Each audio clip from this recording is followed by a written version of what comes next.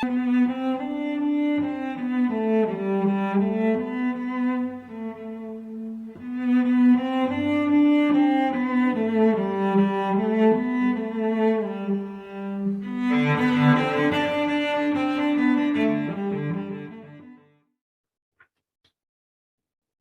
boa noite, senhoras e senhores.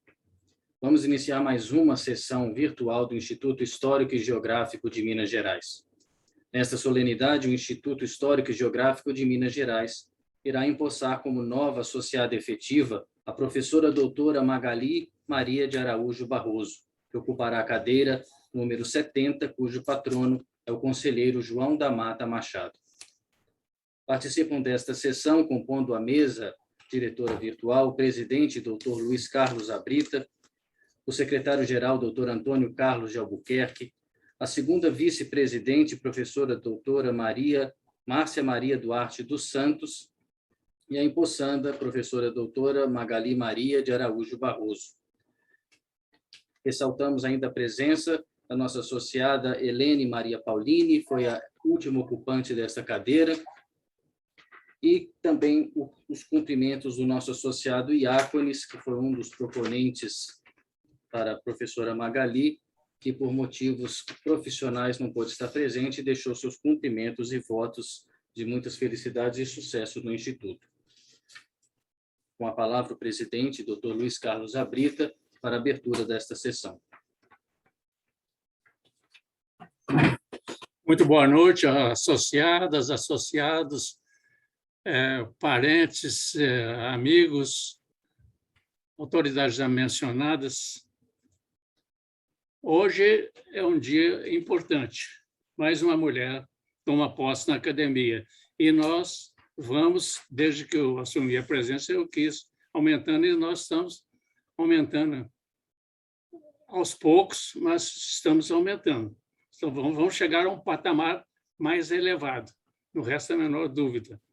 Mas nós precisamos prestigiar, já foi dito desde o começo, prestigiar a mulher.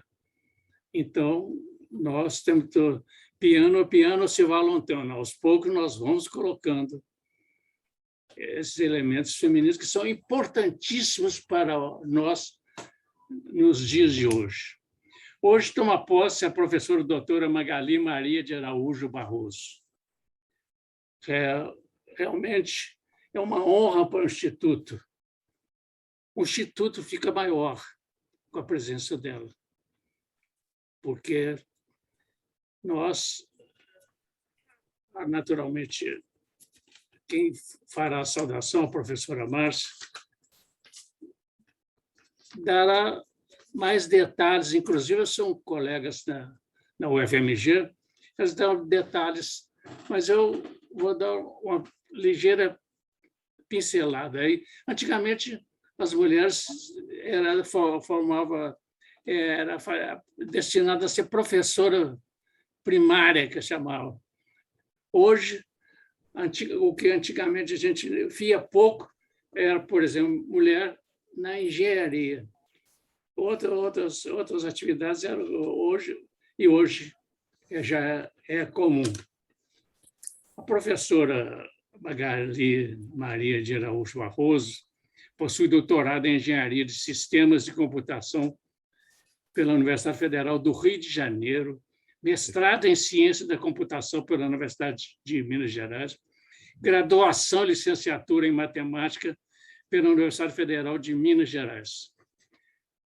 Professora aposentada do Departamento de Ciência da Computação. Membro do International Institute of Informatics and Systemic e membro correspondente da Academia de Letras Teófilo Otoni. Pertence ao Conselho Editorial da revista Exact e do Conselho Científico da revista Petra, editora da revista Ibero-Americana de Sistemas, Cibernética e Informática. Pertence ao Conselho Consultivo. Possui 2 livros de literatura publicados, Ao Verdadeiro Dono, e o outro livro é sobre O Sol do Mucuri, que é descendência alemã, em Teófilo Otoni. Esse livro eu tive a oportunidade de ler, gostei muito do livro, em coautoria, né? Mas agora eu queria fazer um pedido particular à professora. Eu gostaria de ler, que só eu acho que o título do livro é um achado, Ao Verdadeiro Dono. E eu não tenho esse livro, Ao Verdadeiro Dono, não sei realmente o que é, mas o título, eu entendo que o título é um verdadeiro achado que a professora... Então, o Instituto progride com esses elementos novos, injetam sangue novo, que entusiasmo, é o que está acontecendo agora, que a pessoa, às vezes, passa muito tempo, vai se desinteressando. Mas outros vão lutando até o fim, como o professor Ildefonso, que faleceu recentemente, mas lutou bravamente até o fim, era o decano da nosso Instituto Histórico e Geográfico de Minas Gerais. Eu desejo sucesso. Sucesso já é uma palavra normal para a professora Magali. Faz sucesso em vários campos de atividade. Mas o Instituto precisa mais dela do que ela do Instituto. Não resta a menor dúvida. Parabéns, felicidades. O Instituto acolhe a professora com toda alegria.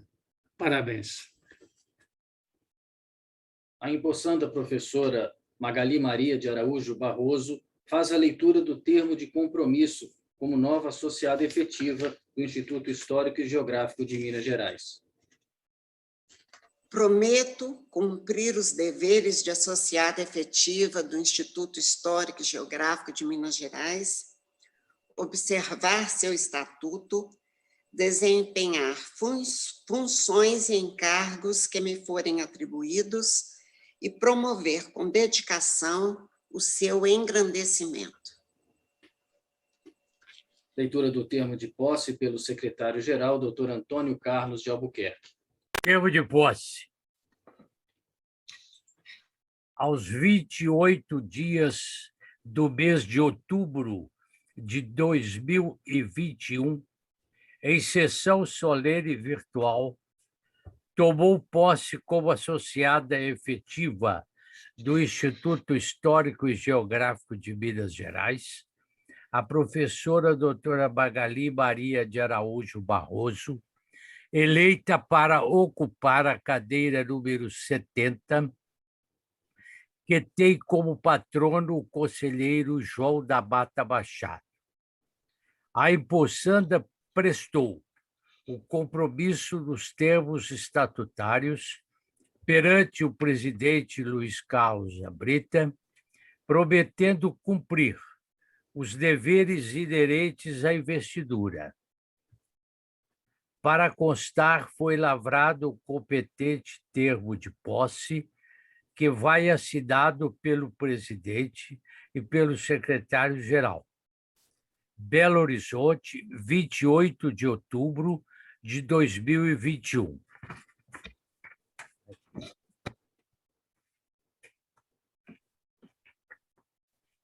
Com a palavra, a segunda vice-presidente, doutora Márcia Maria Duarte dos Santos, para saudar a nova associada efetiva. Obrigada, João. Eu já vou colocar aqui a apresentação que eu preparei para fazer a saudação e depois passarei aos cumprimentos. Bom, antes de mais nada, eu queria apresentar meus cumprimentos ao doutor Abrita, nosso presidente,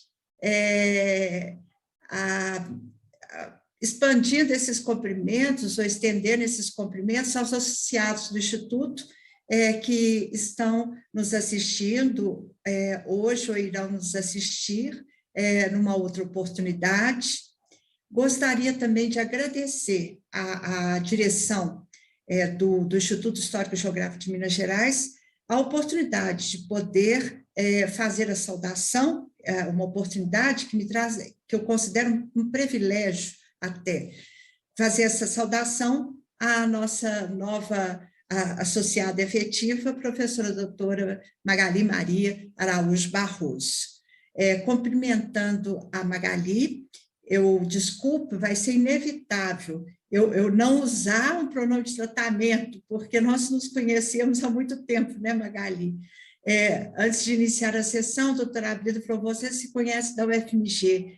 Bom, foi antes disso, foi quando nós começamos a trabalhar com o ensino, a Magali com a matemática, eu com a geografia, e não foi bem como estudante, mas já como professoras, né? Iniciando a carreira de professoras, recém-saídas do curso de graduação. Então, inevitavelmente, eu vou falar Magali, e peço, então, a Magali e todos os demais que me perdoem por isso, se eu não conseguir ficar, se eu não vou conseguir, né, ser formal. Mas carinhosamente, viu, Magali, que eu uso o seu nome, vou me dirigir a você assim. Então, estou cumprimentando todos os seus amigos, todos os familiares que estão nos assistindo, e já fazendo questão de expressar sentimentos meus, assim, de admiração, de apreço, de muito orgulho por tê-la, então, como confreira, né, no nosso instituto, mais uma nova associada. E eu tenho certeza que esses sentimentos, eles não são só meus. Muitos dos associados do instituto que a conhecem repartem, dividem comigo esses sentimentos. A Magali é uma pessoa com características pessoais admiráveis. Refletindo sobre essas características, para apresentá-las aqui nessa saudação, eu me convenci que para abordar essas características, eu deveria começar a tratar ou apresentar a família da Magali. Porque eu tenho certeza, ou pelo menos eu levei em consideração a partir dessa reflexão, que foi assim, no convívio de uma família também admirável, que a Magali cultivou valores morais que nós reconhecemos nela e que admiramos tanto. Além disso, a Magali dá uma importância enorme à família. Então, nós vamos começar, ou eu vou começar, apresentando os pais da Magali, que vieram de uma região próxima a Belo Horizonte, uma das mais antigas ocupações, né, do ouro, da agricultura, a região de São José das Bicas. O seu Geraldo e a dona Agripina se estabeleceram em Belo Horizonte e criaram uma família maravilhosa de 8 filhos, 2 homens e 6 mulheres, no bairro da Graça. E foi essa família, eu penso, conhecendo um pouco da história, com um concurso particular da dona Agripina, que conseguiu, quer dizer, essa família conseguiu criar esses filhos tão extraordinários e que eu estou destacando aqui hoje, né, a Magali, porque ela passa a ser um dos membros do nosso sodalício. Então, essa família, e particularmente a dona Agripina, ela tinha sérias convicções e fortes, e uma delas, que nós vamos ver isso refletido no histórico, né, de vida da Magali, é a crença na importância das pessoas estudarem, particularmente as mulheres, e mais do que isso, das mulheres, imagina uma senhora do período em que ela viveu, ter isso tão forte, e assim, realmente ela se preocupar muito com isso. Ela acreditava que as mulheres precisavam estudar e, mais do que isso, precisavam participar da vida de trabalho além do lar. Quer dizer, ela, uma trabalhadora, criando a família, mas ela acreditava que as mulheres podiam fazer muito mais. Isso vai se refletir na vida da Magali e dos outros irmãos. E refletiu também, segundo eu sei, pude me informar, em amigos da família, amigas que também foram influenciados pela dona Agripina, que também estudaram, que também se tornaram profissionais respeitadas, como as filhas dessa senhora que a gente passa a admirar também. Agora, essa família, então, os Araújos, né, do núcleo base, receberam com muito carinho cunhados, cunhadas, sobrinhos, netos, né? Essa família numerosa, ela cresceu mais ainda e tiveram também a felicidade, né? Tendo em vista a escolha da Magali de esposar o Leônidas, então o acolheram muito bem e é mais uma pessoa que torna essa família também especial. O Leônidas e o filho do casal, né, da Magali e do Leônidas, o João Luiz. E aí, para quem vai nos assistir ou está nos assistindo, o Leônidas é outra pessoa que eu vou me dirigir assim, também com essa intimidade, porque nós chegamos a trabalhar juntos em outras instituições, tivemos, sim, algum contato na UFMG também, e claro, ele é o nosso confrade no Instituto. E eu, particularmente, tenho dividido com ele algumas atividades, nós temos planejado, desenvolvido, algumas não estão concluídas ainda, mas em breve serão. Então, ele é do nosso instituto, nós vamos ter a sorte, então, de ter os dois participando conosco. E aqui, para mostrar, né, esse casal que realmente qualifica muito o conjunto, né, dos associados do Instituto, na posse do Leônidas, a Magali, ele, os filhos, amigos, né, nossos associados também, desejando boas-vindas, e agora é o que a gente faz com a Magali.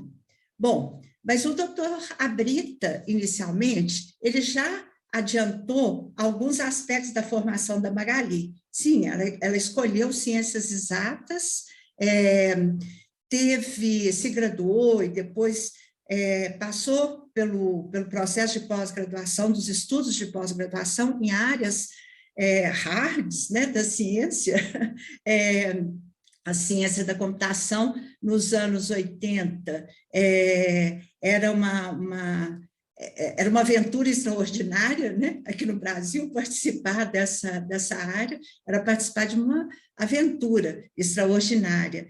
E ainda mais no Instituto de Ciências Exatas da UFMG, um dos grandes institutos da Universidade Federal de Minas Gerais.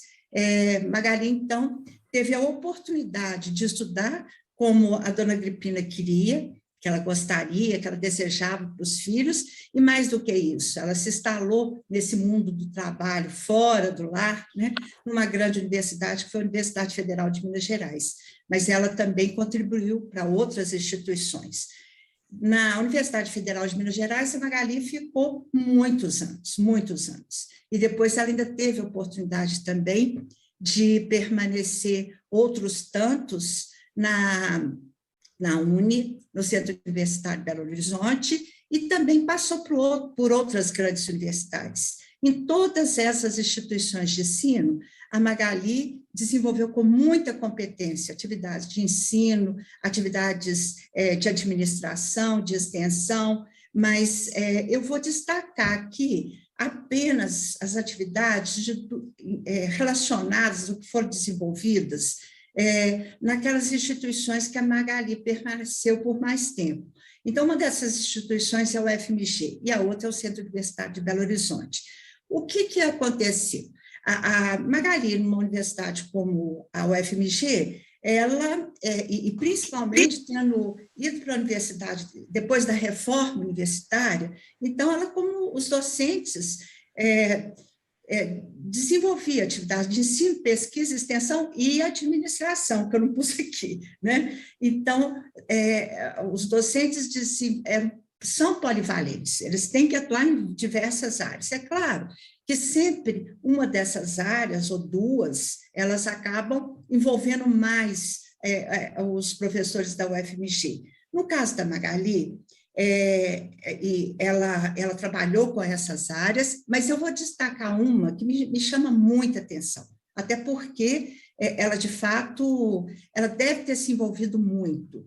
E é uma área extremamente sensível na universidade. Ela trabalha com ensino e se dedicar tanto ao ensino, trabalhando em colegiados de graduação e pós-graduação, para os cursos de ciência da computação, estatística e matemática, e principalmente matemática, onde ela também foi coordenadora da disciplina Cálculo Numérico.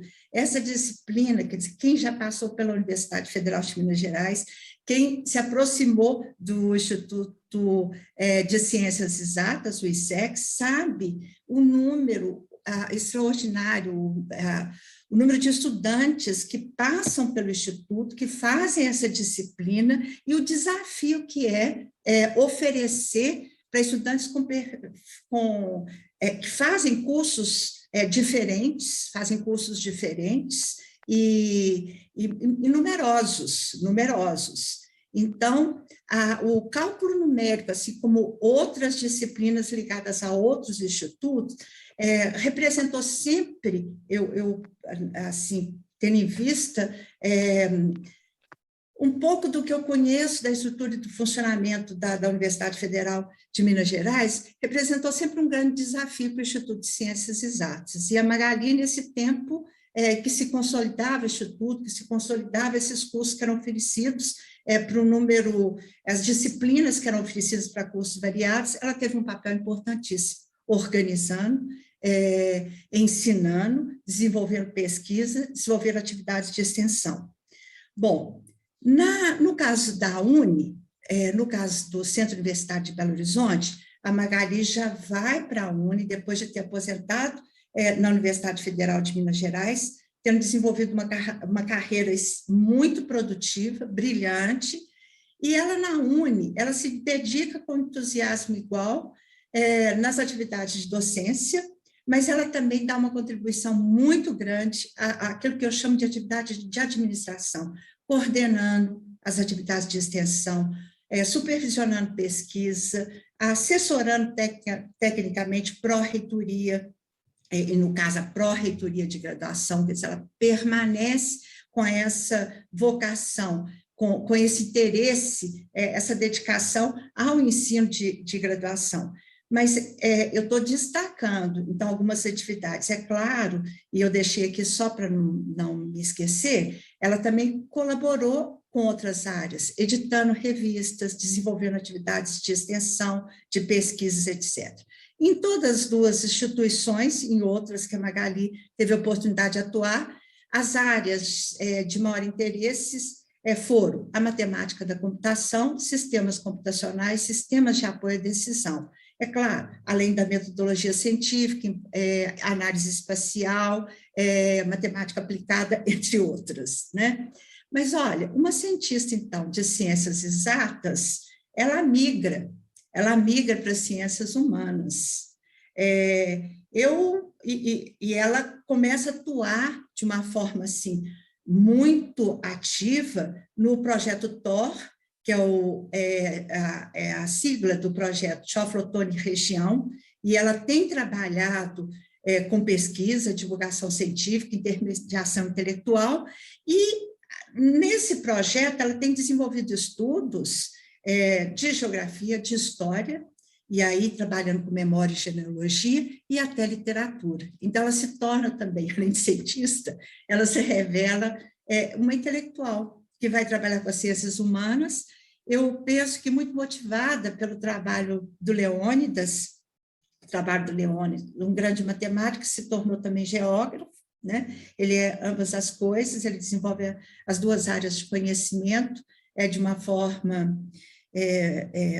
muito assim, produtiva também, mas também eu penso que a dedicação da Magali na área da matemática aplicada, resolvendo problemas assim, de organização espacial, otimizando serviços, devem ter influenciado, Por exemplo, vou lembrar aqui um trabalho que a Magali ganhou prêmio, apresentando em congresso, que foi publicado, mas ela trabalhou como um problema de matemática para otimizar um trajeto de coleta de lixo numa determinada localidade, quer dizer, para beneficiar uma coletividade. Isso é um problema de organização espacial, é um problema que interessa os geólogos. Então, ela vai se despertando e ela desenvolve trabalhos nessa área, então, desde 2005.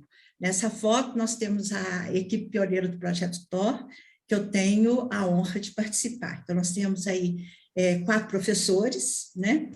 Num seminário, participaram de um seminário de geoflotone, com estudantes de graduação e pós-graduação, de mestrado e doutorado, que desenvolviam projetos referentes àquele espaço urbano ou mais imediato de geoflotone.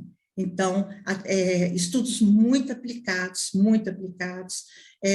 de grande relevância para a sociedade local e regional. Bom, então, a Magali, mas o que é importante reter é que ela se revela também como uma intelectual ou alguém se dedicando às ciências humanas.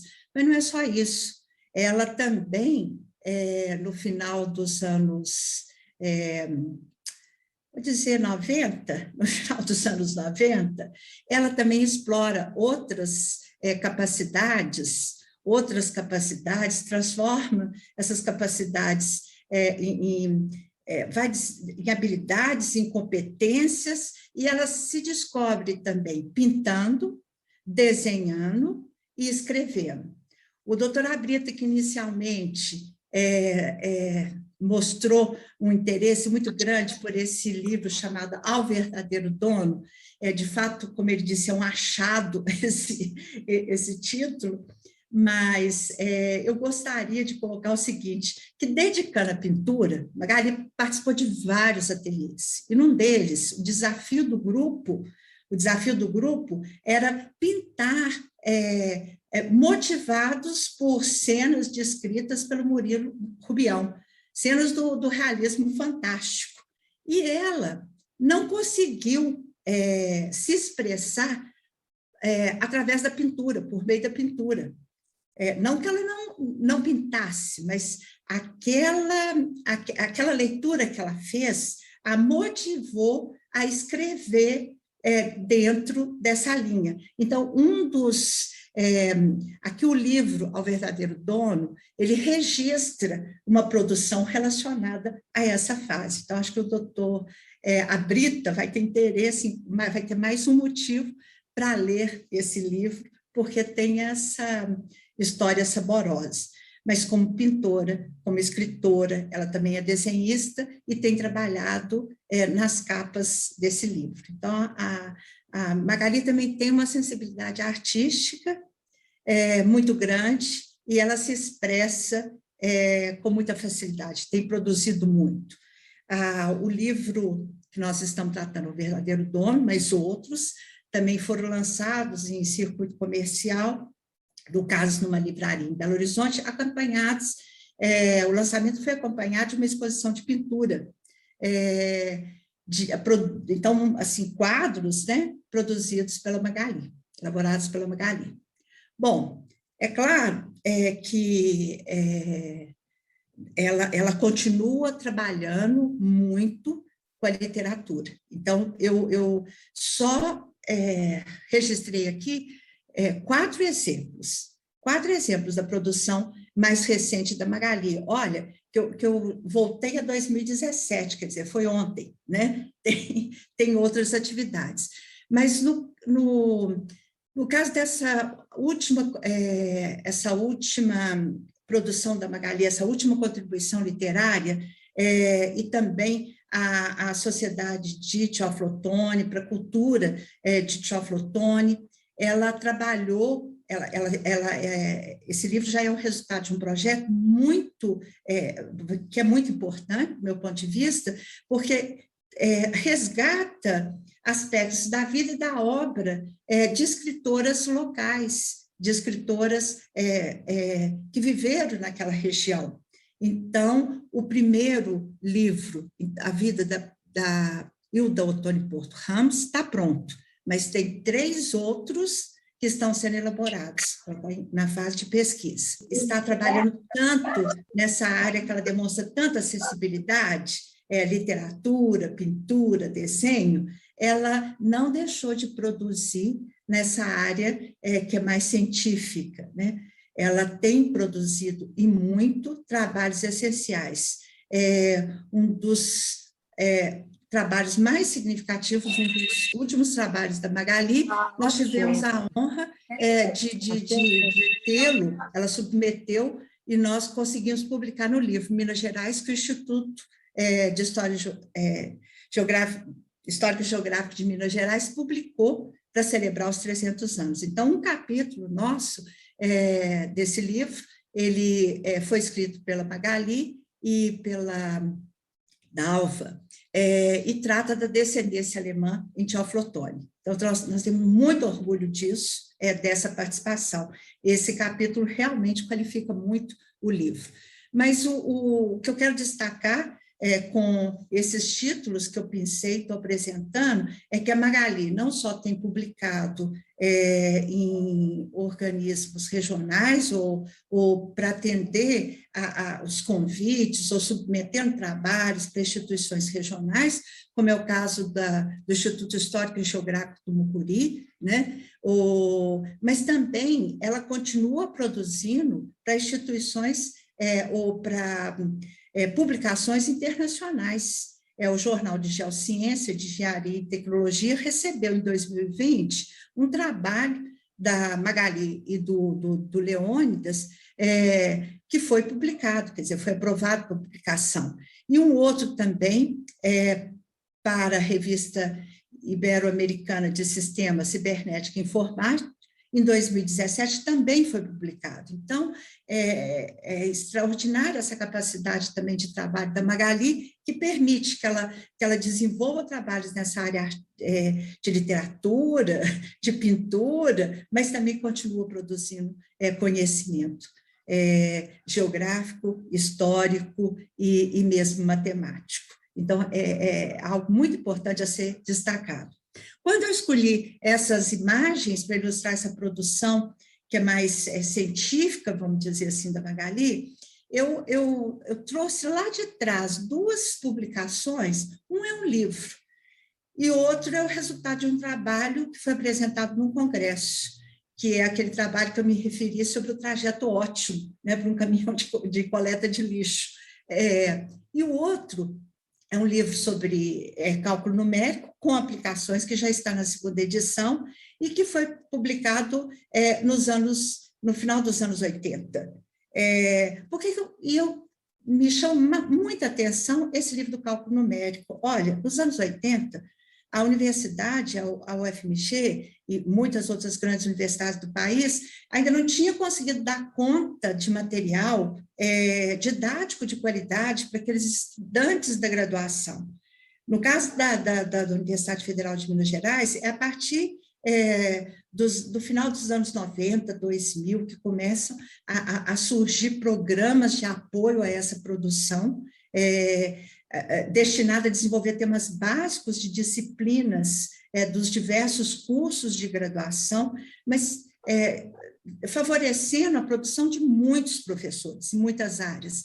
Mas eu chamo a atenção para essa produção, que é da Magali, do Leônidas, de 3 outros colegas do Instituto de Ciências Exatas da UFMG, que nos anos 80 se preocupava em colocar nas mãos desses estudantes o material que eles pudessem se exercitar, então se desenvolver numa área tão desafiadora como a área de cálculo numérico. Então, é nesse sentido que eu trago essas produções. Bom, com todas essas produções faladas, com toda essa diligência, essa produtividade, é claro que o trabalho da Magali tem sido muito reconhecido, muito reconhecido.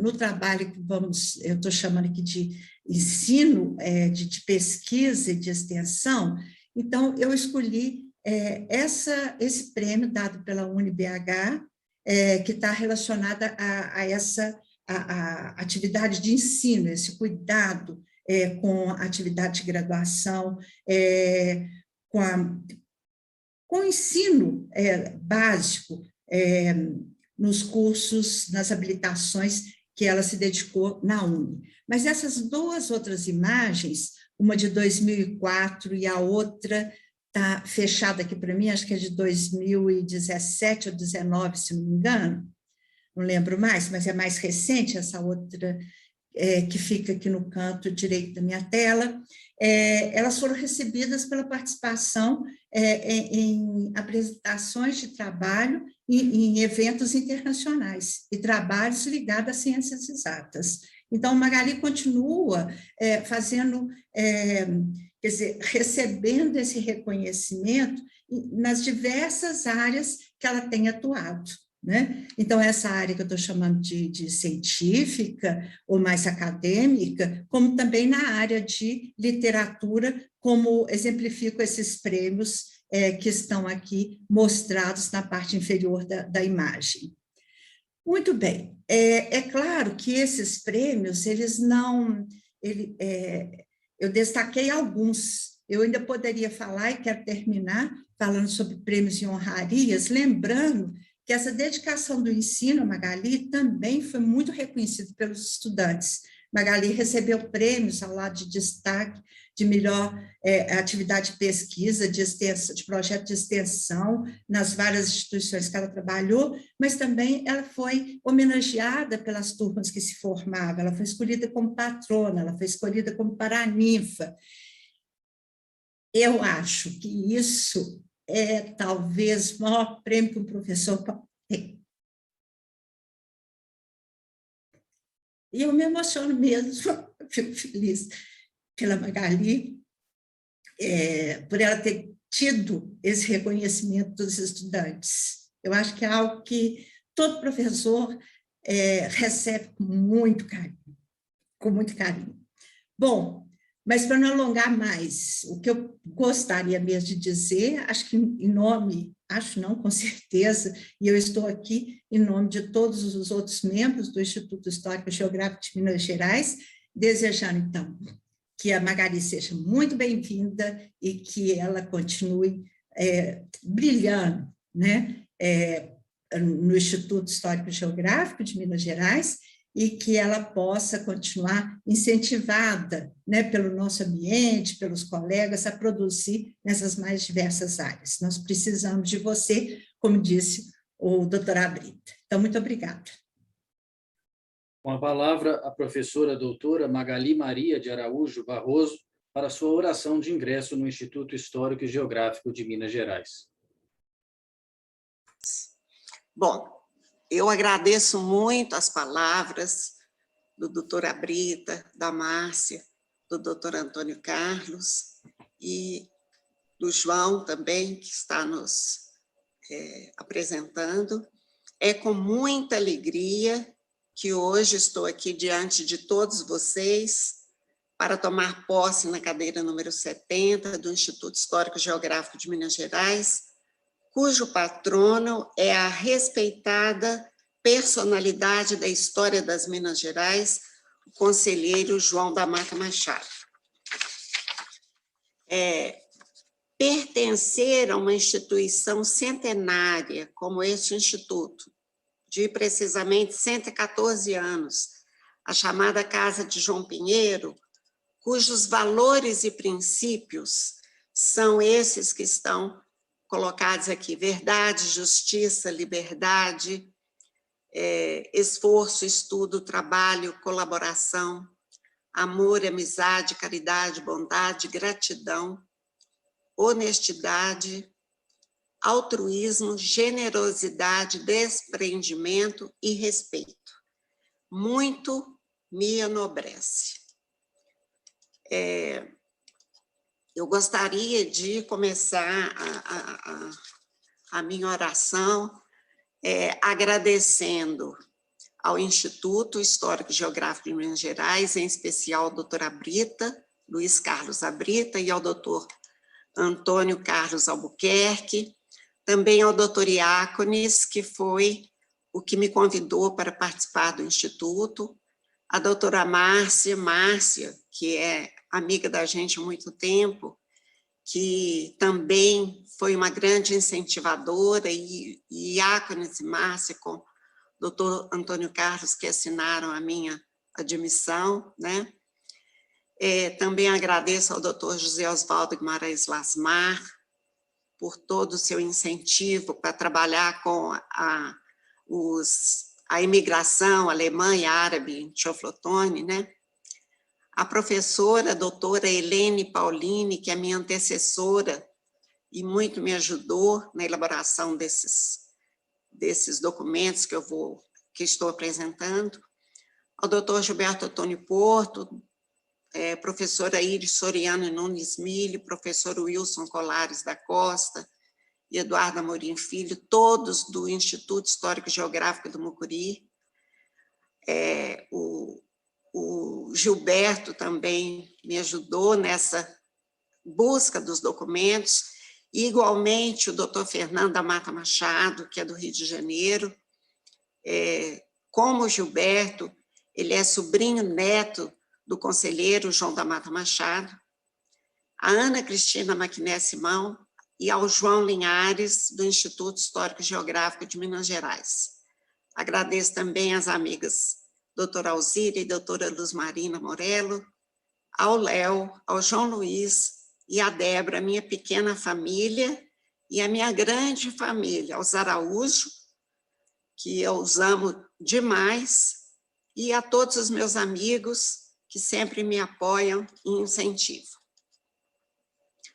Bem, o primeiro, João da Mata Machado, que é o pai do conselheiro, ele é de Diamantina, nasceu nas proximidades de Diamantina, e teve esse nome, João da Mata Machado. Na verdade, ele era da família Machado, que é paulista, mas ele inseriu o da Mata por causa de um santo francês, Jean de Matat, que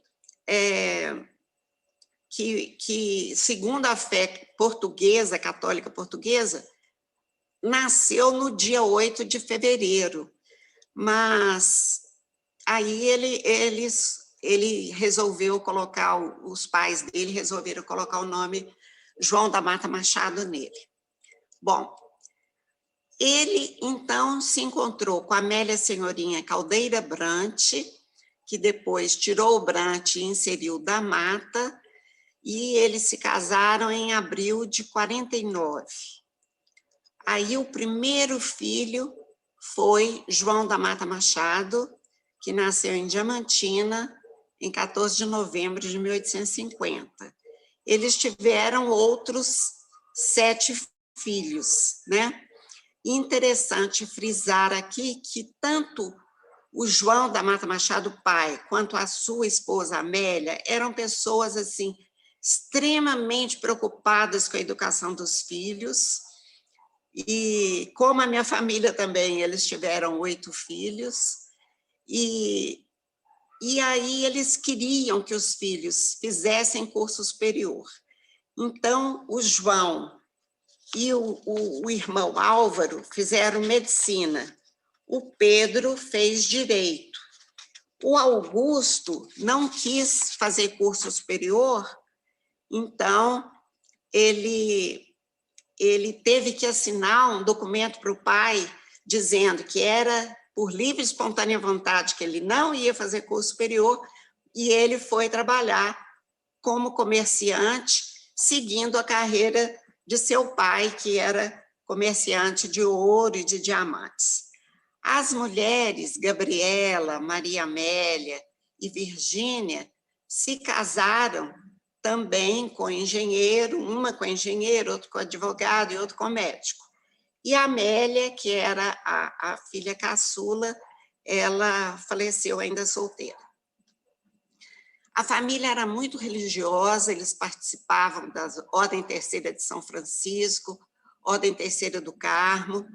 Eles moravam em Diamantina, numa casa que ficava atrás da igreja de Santo Antônio, inicialmente, e depois eles foram morar na rua da igreja São Francisco de Assis, e e viveram lá durante muitos anos. A casa era muito grande, terreno enorme, e eles tinham criação de galinhas, de bezerros, de vacas, né, para dar leite e tal, e tinham um pomar também muito extenso. Bom, eles tinham outros imóveis na cidade, uma chácara na Pulquéria, e o pai sempre ia em viagens longas, né, até o Rio de Janeiro. Eles iam a cavalo, evidentemente com uma guarda muito forte, né, de homens, porque ele carregava os diamantes para vender no Rio de Janeiro, e a lapidação das pedras, ele levava as pedras brutas, né? A lapidação era feita na Holanda, mas aí ele percebeu que, se ele fizesse a lapidação e vendesse as pedras já prontas para serem colocadas em joias, né, ele ganharia mais dinheiro. Então, ele importou o maquinário e construiu a própria lapidação numa fábrica chamada Formação, próxima a Diamantina. O pai era muito culto, ele era autodidata, e a mãe era uma mulher muito forte, muito decidida, ela era muito influente na cidade, por causa também do seu sobrenome, Caldeira Brant, que é muito importante, e ela chegou a ser até sócia das fábricas, do comércio que eles construíram mais tarde. E aqui eu já tinha dito que eles eram muito firmes na educação dos filhos, eles achavam que só contribuiriam para mudar o interior do Brasil, do ponto de vista econômico, social, político, cultural e ideológico, se os filhos, né, das pessoas que pudessem fazer curso superior, cursassem esses cursos. E ele, então, foi vitorioso nesse aspecto, porque ele conseguiu. A minha área de atuação na universidade era teoria dos grafos. Ainda hoje faço alguns trabalhos sobre teoria dos grafos. Grafo, informalmente, eu vou dizer assim, é um monte de pontinho com ligações entre esses pontos. Então, uma coisa muito importante no grafo é um caminho. E o que é uma vida, se não um caminho, né? Então, eu vou mostrar a trajetória de vida de João da Mata Machado através de um caminho. Então, ele começa aqui em Diamantina, onde ele nasceu, e aos 14 anos ele vai para o Rio de Janeiro, vai estudar interno num colégio chamado Santo Antônio, para fazer o preparatório para o curso superior. Ele também foi a cavalo, né, junto certamente com vários guarda-costas, né, e os irmãos todos fizeram esse trajeto para ir estudar ou no Rio ou em São Paulo. Bom, aí ele ingressa na escola de medicina e, estando lá, a família dele, ele tinha um tio chamado Pedro de Alcântara Machado, que era do Partido Liberal, lutou até com Teófilo Otoni na Revolução Liberal de 1842, e ele, então, ele tinha um senso agudo de política e também do social. E ele funda a Liga Escolástica, que é a união de todos os estudantes, e cria o jornal Radical Acadêmico, onde ele torna um redator, um dos maiores redatores. Depois, em 30 de setembro de 1874, ele defende sua tese de doutorado com a presença de Dom Pedro II, e o título da tese exatamente enfoca essa parte da preocupação dele, né? Da educação física, intelectual e moral da mocidade do Rio de Janeiro e sua influência sobre a saúde. Bom, logo após ele se formar, então, ele se casa. Ele se casa com Luísa Henriqueta Bessa, que era também de uma família bem rica, lá do Rio de Janeiro, abastada, filha do comendador Manuel José Bessa e Dona Maria Constância Bessa, e tem vários filhos, né? João, Edgar, Raul, Maria da Glória, José e Manuel. Essas informações me foram dadas pelo Fernando da Mata Machado. Logo depois do casamento, eles vão, então, para Diamantina, ele abre logo um consultório médico e torna-se provedor do Hospital Santa Isabel. Aí ele já começa a entrar na política, né? Ele entrou para o Partido Liberal e candidatou várias vezes, sendo vencedor para vereador e presidente da Câmara, que era equivalente ao prefeito da cidade. E depois, em 1878, ele já foi eleito deputado provincial. Nessa época, então, ele se mudou para Ouro Preto. Então, ele tinha projetos importantes, como a navegação do Rio São Francisco e seus afluentes. Ele fez a contratação de Miguel de Teve Argolo para a construção da estrada de ferro Bahia-Minas, ligando Filadélfia ao Porto de Caravelas. E também ele foi autor da lei que elevava a freguesia de Filadélfia a município e a denominou Teófilo Otoni, em homenagem ao seu fundador. Bom, a partir de 82, então, ele torna-se deputado-geral da Câmara do Império e muda-se para o Rio de Janeiro.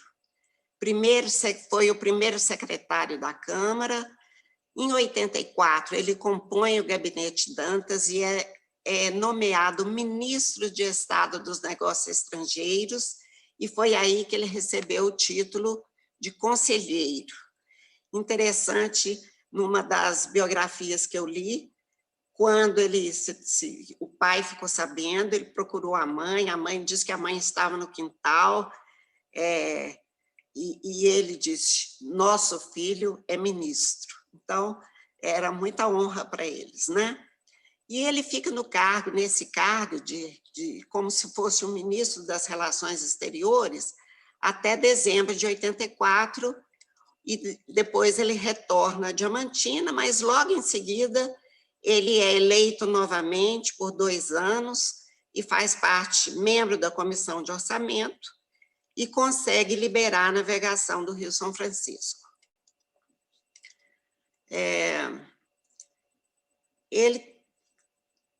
As sucessivas vezes ele foi reeleito, né?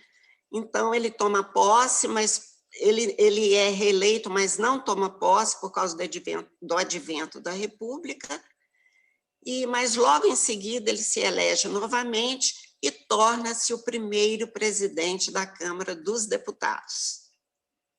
Então, um cargo muito importante. Foi até homenageado por isso.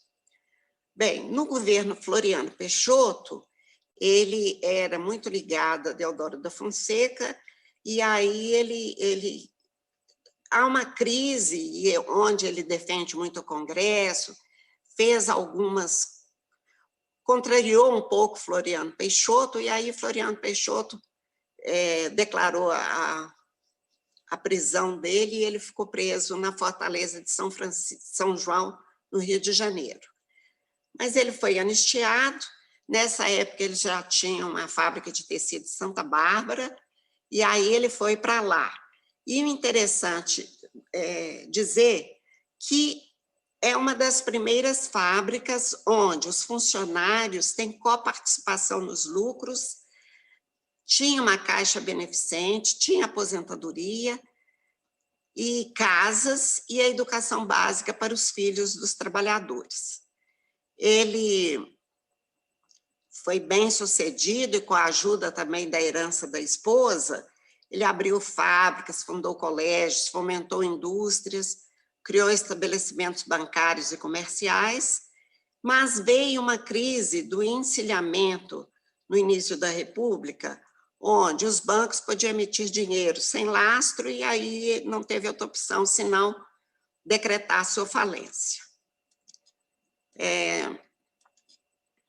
Em 1894, reeleito deputado, luta pelo parlamentarismo e contra a propaganda monarquista. Aí ele muda para Belo Horizonte, onde trabalha como médico, e segundo Gilberto Ottoni Porto, ele está trabalhando como médico, atendendo indistintamente as pessoas e a qualquer hora, ele fez aí seu último esforço patriótico para o bem comum. E, no dia 6 de fevereiro de 1901, com apenas 51 anos, falece o conselheiro João da Mata Machado, em Belo Horizonte. Ele é enterrado no cemitério do Bonfim, e um dos textos que eu li, que é de Pedro da Mata Machado, estava chovendo muito na hora do enterro dele. Então, foi uma coisa que ficou muito marcada. Mas a vida do conselheiro João da Mata Machado não terminou com o seu falecimento, né? Ele teve várias homenagens póstumas, inclusive a de hoje, né? Que nós estamos aqui falando dele.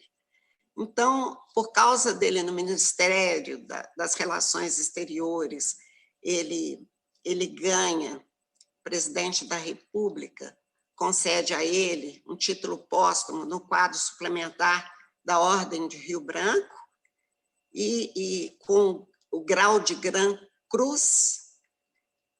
Sua brilhante atuação no parlamento, né, do Império e da República, ele também ganhou uma homenagem em 2001 da Câmara dos Deputados, afinal de contas ele foi o primeiro presidente, e ele foi considerado benfeitor da cidade de Teoflotone em 2005. Aqui eu tenho algumas bibliografias que não vou passar por causa do tempo. Bem, eu estou entrando, né, no Instituto para a cadeira do comendador, do conselheiro João da Mata Machado, e quem foi minha antecessora lá foi Helene Maria Paulini, uma pessoa que eu conheci há pouco tempo, mas me parece uma grande amiga pelas nossas trocas de e-mails, mensagens pelo WhatsApp, por toda a sua gentileza em me passar informações sobre ela, além das que eu recebi do Instituto. Bom, Helene nasceu na Alemanha, em 10 de março de 45, e em 13 de fevereiro tinha ocorrido lá um bombardeio em Dresden, um bombardeio que matou 250 mil pessoas. A mãe de Helene, nesse bombardeio, estava grávida, um mês praticamente antes dela nascer, e ela foi a primeira criança a nascer viva depois do bombardeio. Então, ela já se mostrou uma pessoa forte desde o nascimento. Bom, estes são seus pais, Ernest Paulini e Lívia Paulini. Eles nasceram na Hungria e em dezembro de 44 eles foram para a Alemanha. Logo em 45 aconteceu aquela tragédia do bombardeio, mas também veio uma alegria com o nascimento da Helene. Bem, né? Em 1948, eles vieram para o Brasil num navio americano chamado Heitzelmann, e junto com outros brasileiros que estavam na Alemanha. Ernest Paulini foi engenheiro químico, né? Formou-se na Universidade Real de Budapeste, fundador da Escola de Engenharia Química da UFMG, que depois, em 62, com uma reformulação, passou a ser Departamento de Engenharia Química, onde ele é professor emérito e foi vice-diretor. Lívia Paulini, formada em desenho e pintura pela Universidade de Budapeste, e em pedagogia, psicologia e literatura alemã e inglesa pela Universidade de Győr, fundadora e presidente emérita da Academia Feminina Mineira de Letras. Ela é escritora e artista plástica. Então, aqui nós temos o Ernest com a Lívia, e nós temos os dois filhos deles, o Erno Ivan Paulini e Helena Maria Paulini, ambos doutores, ele em economia, ela em engenharia. Do lado esquerdo aqui tem a família do Erno, e do lado direito, a família da Helene. Ela tem o filho Zoltan Paulini, casado com a Iracema Simon, e tem 3 filhos, né? João Marcos, Pedro e Frederico. Tem uma coisa muito importante que une essa família, que é a música, né? Tanto o pai quanto os 3 filhos, olha que pequenininho esse aqui, mas todos 3 já tocam violino. E a Iracema toca fagote. Bom, a formação de Helene Paulini, ela se graduou em farmácia e bioquímica, se especializou em ciência do ambiente, mestre em engenharia de alimentos, fez um aperfeiçoamento em espectrofotometria, em absorção atômica, instrumentos científicos, foi o lugar onde ela fez esse aperfeiçoamento, e é doutora em engenharia e resistências de materiais pelo FMG. Ela tem uma formação que tem tudo a ver, mas bem diversificada na área da engenharia química, né? Que é uma das áreas mais completas da engenharia. Ela foi bolsista aqui em Belo Horizonte, nesses lugares, na Universidade do Porto e de Lisboa também. Ela trabalhou no Laboratório de Controle Biológico Ernest Paulini, que é da UFMG, que é o nome do pai dela. Trabalhou no Odilon Berens, na Upjohn, nos Estados Unidos, a Química Bayer, no Rio de Janeiro, e ela foi professora da UFMG, do Cefet e da Universidade do Porto. E uma coisa que é um traço muito importante da Helene, que ela tratava os seus alunos com muita dedicação, com muita humanidade. Ela foi uma professora exemplar. Bom, ela também, pesquisadora, sua linha de pesquisa, otimização tecnológica de reatores biológicos de siderurgias, teve distinções acadêmicas, membro do Comitê Científico Internacional para a Redução de Desastres Ecológicos e o Prêmio Baeta Viana pela Academia Mineira de Medicina. E também as distinções não acadêmicas, ela tem a medalha Paul Harris, oferecida pelo Rotary Club, pelos seus relevantes trabalhos. Helene é poliglota. Olha só, ela fala português, inglês, húngaro, francês e alemão. Uma maravilha, né? Uma cultura maravilhosa. Ela pertence à Associação Cultural, ela é membro da Academia Feminina de Letras e tem cargos honoríficos como vice-cônsul honorária da República da Hungria, presidente do Rotary Club, em 2 gestões. A produção científica dela é extensa, tem muitos trabalhos publicados em congressos nacionais e internacionais, também publicações de artigos em periódicos nacionais e internacionais, foi protagonista de várias entrevistas e publicações em jornais, e ainda publicou 3 livros, No Silenciar dos Pássaros, Thérèse Neumann, A Santa Inocultável, e Lirismo e Realidade no Rotary. Aqui também eu tenho a bibliografia de Helene. Essas são as minhas palavras para os 2 que eu estou aqui representando hoje. Com a palavra o presidente do Instituto Histórico e Geográfico de Minas Gerais, Dr. Luiz Carlos Abrita, para suas considerações finais e o encerramento desta sessão. o Instituto Histórico e Geográfico de Minas Gerais ficou maior com a posse da professora Magali. Aliás, a família toda, professor Leônidas, professor Magali e a família, os familiares todos, se dedicam com dignidade ao trabalho permanente pela cultura. Esse trabalho é admirável e nós esperamos no Instituto Histórico que ele continue assim, cada vez mais brilhante, cada vez mais atuante. Porque o que vale na vida é a ação. A pessoa, o padre Vieira já disse, que o que é importante é a ação. A pessoa pode, a mão que trabalha, que semeia e vai colher os seus frutos.